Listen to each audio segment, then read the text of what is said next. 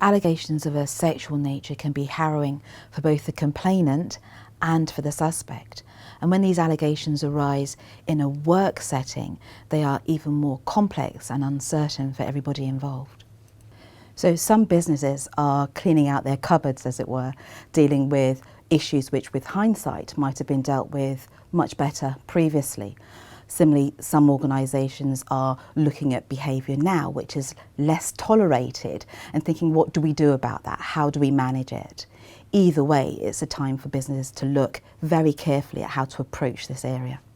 So in representing both firms and individuals, there are a number of areas which seem to be recurring. They might include allegations of sexual harassment. It might be allegations of sexual assault.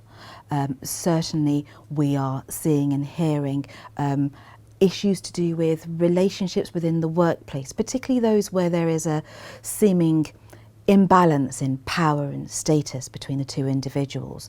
And of course issues regarding consent, whether there was consent, whether it was informed, whether it was freely given. At Kingsley Napley we are uniquely placed to assist in this area, and that is because we have a top-ranked employment department, regulatory department, as well as criminal litigation department, who are able to work seamlessly together to investigate and advise businesses and individuals in terms of what to do and how to do it.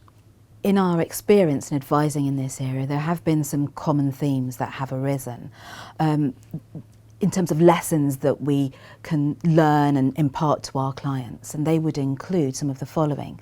For instance, the importance of making an early and timely decision about the nature of the investigation, the plan for it, what are we aiming for, and how will we understand when we have completed that and done a good job. Having an eye to the objectives for both the complainant and for the suspect. Is there something that where we're hoping to move towards alternative dispute resolution? Is this something that's going to go to the police?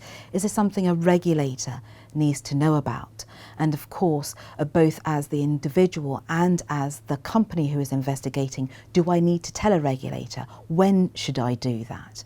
There are a number of reasons why it's really important to understand at that very early stage whether any of the allegations are matters which might amount to a criminal offence, because of course the considerations there might be very different, both in terms of how you provide a safe place for the complainant and the suspect to speak openly and frankly about what has happened. These allegations sometimes become criminal conduct or amount to something which is going to be investigated by the police.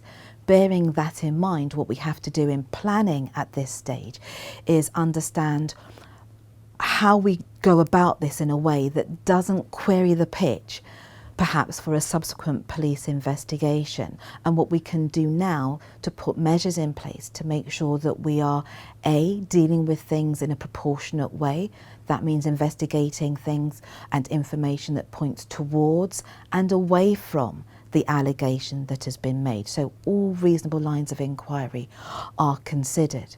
We also need to think then about how easy or difficult it is for the participants to contribute to that process. So for instance, is this a safe opportunity for the suspected person to answer questions? Because you have to bear in mind that if a criminal investigation follows, then their account, which is given ostensibly internally, may be something that's relied on at a later stage for that criminal investigation. How able is that individual to participate in this internal process now, knowing what may come later?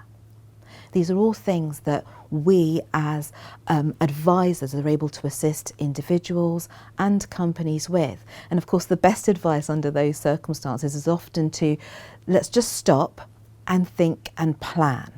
Despite the kind of pressure to move quickly, really important to take this stage carefully and slowly to make sure we get it right. There are no do-overs when it comes to this kind of work. So keeping an eye on the behaviour of those in your firm and the associated culture within a firm become incredibly important, particularly if you want to stay out of the eye of a regulator or the law.